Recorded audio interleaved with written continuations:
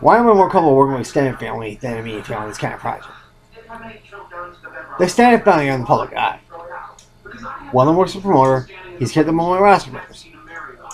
He's also connected to one of his, probably his future TLC mate if he jumps on board. My other cousin's a lawyer, so she's always in the public eye. Well, she was in the public eye in her early career. She took on the Taco Bell copyright argument. The Taco Bell argument. That was hers. I didn't realize that was her. Okay. Work with the cousins in that frame.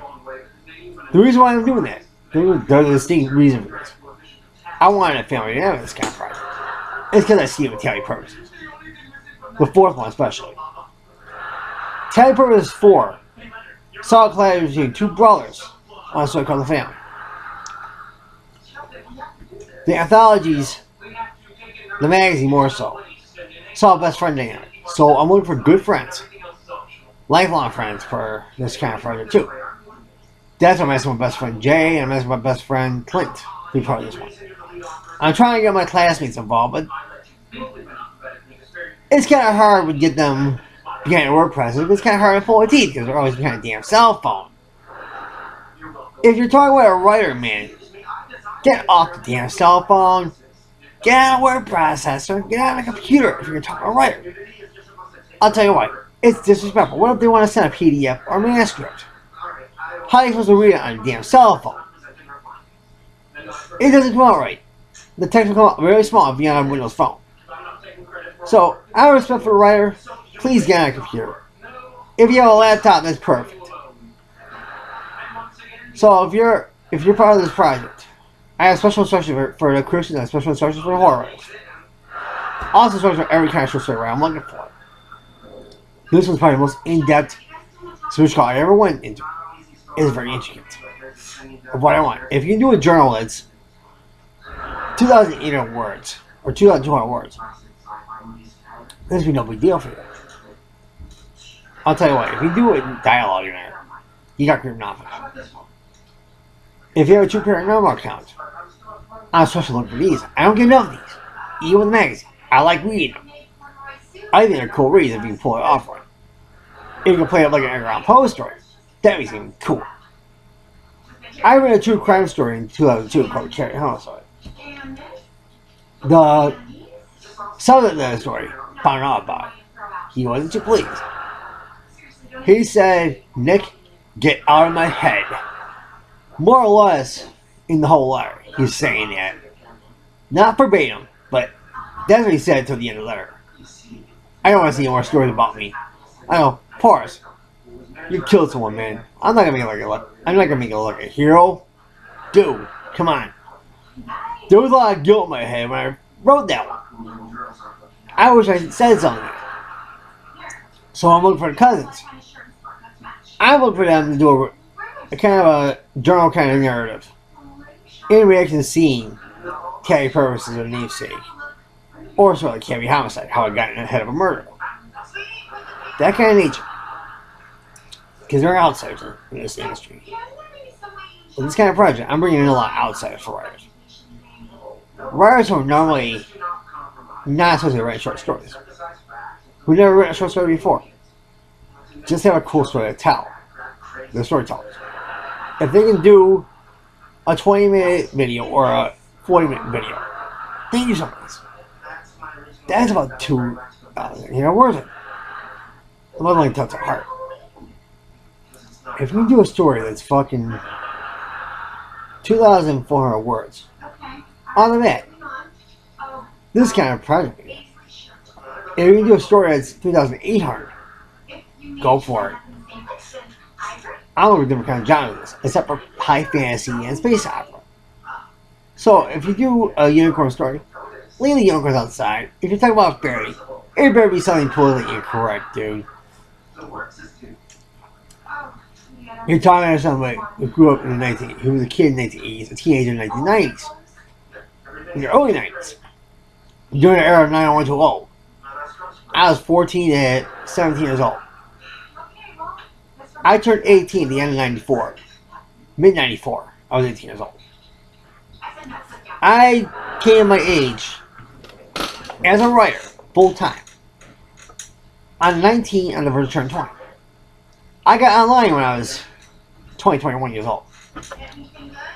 So you do the math. My sister was only 2 years old when I became Notice Online. She's now 18 years old. So this kind of project I'm looking to do, it's for her generation. Some of her generation became publishers. Few were writers themselves. Some are published. One is published with my signing mate, not signing mate, but I was moved with the guy in Godly Class. We hardly talk on Facebook because I tried to fix a cover for him using some tools I had. This kind of project, I found a composition book cover. I reversed the sides of it to make it like a front and back. What I'm going to do is do a collage of this cover on different images for front and back over these print layout. So it's going to be pretty interesting when it's done. If you're going to do a story, it's in the vein I'm looking at mine. If you see my recent blog, which is 3,900 words, if you need something that size, you're shooting with this. Just as long as it's not rock in nature, or I don't want to see two men or two women kissing, okay? If you're that sort of thing, there's other markets. I don't want to see it. I don't want to read it. I don't want to sound like a bigot, but this is not being bigoted. Just please honor my wishes. Honor my moral convictions here. I don't believe in that sort of thing. I don't agree with it. DeanArt.com, you call me a bigot because I said that? You really need to think about what you said there. Because you stifled someone who's disabled.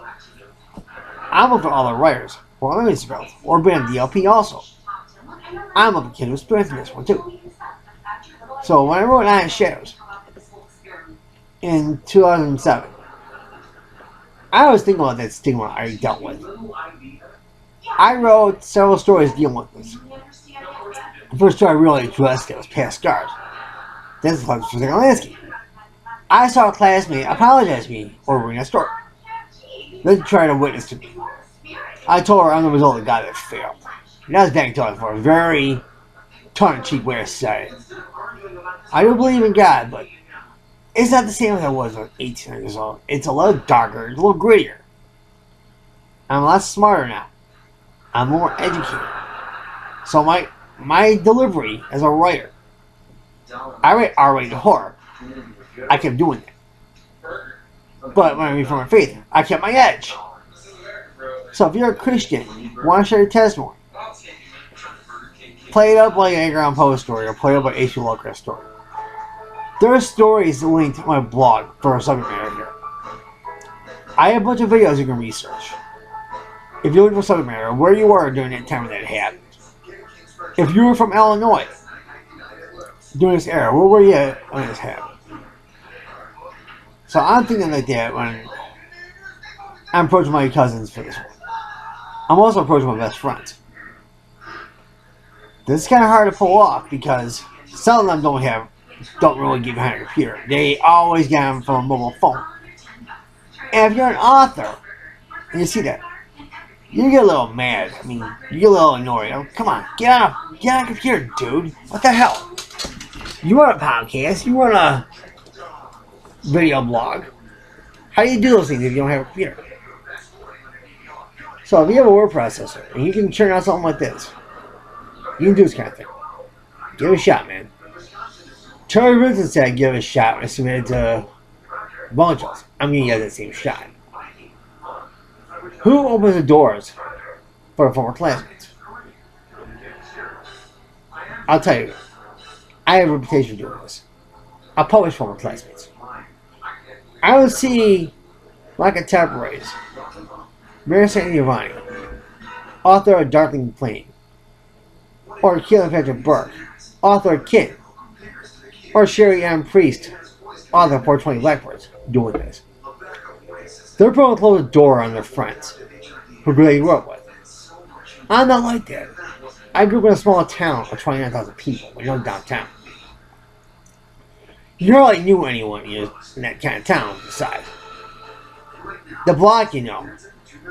The entire block on average, you don't know them. Some you grew up with. One of my friends, who's no longer around here, his name was Omer. This kind of project is probably for his daughter to see what our generation is like. And for in memorial of my friend Krista, who died of cancer when he was 35 years old in 2009. So you want to Skype with someone like that,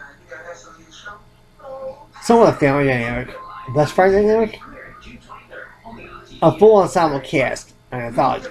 Well, I'm part of the ensemble. And I'm the lead author, yes. But I'm not the one dominating the whole thing. I'm just a big reading of the whole thing. So you want to give it a go. This is the way to do it.